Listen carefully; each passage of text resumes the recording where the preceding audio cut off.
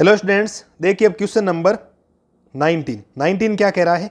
A child has a die whose 6 faces so the letters as given below.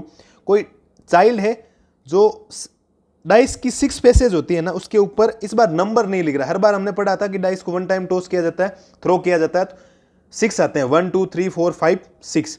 ठीक है, तो यहां उसने 6 का नहीं बोला है, उसने यहां बोला है आपको कि अगर आप उससे आंसर में पूछे कि total possible outcomes, total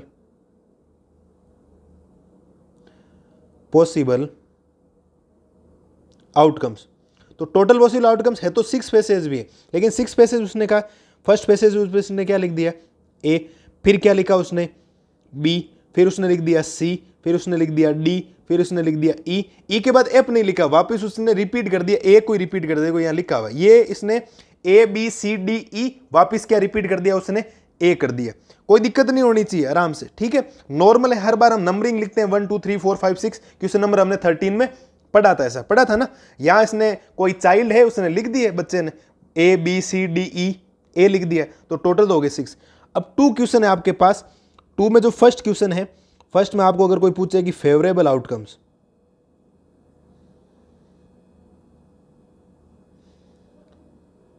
favourable outcomes कितने होंगे, देखो इसने बोला what is the probability of getting a आना चाहिए। ए कितनी बार आ सकता है बेटा, 2 बार। देखो यहां पर भी ए आ सकता है, यहां पर भी आ सकता है, तो ए आने के फेवरेबल आउटकम्स कितने हो गए, 2 हो गए, क्योंकि ए कितनी बार आ सकता है, 2 बार आ सकता है, ए कोमा ए, यहां लिखा हुआ स्पष्ट।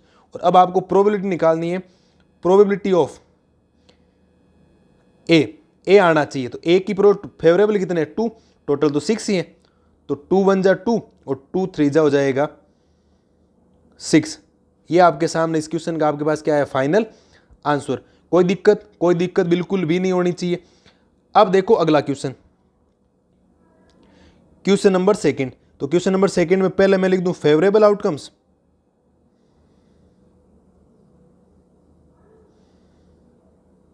फेवरेबल आउटकम्स उसने क्या बोला, अब आना चाहिए डी, तो डी तो बेटा एक बार ही था रहा है, तो फेवरेबल आउटकम्स कितने हो गए, 1।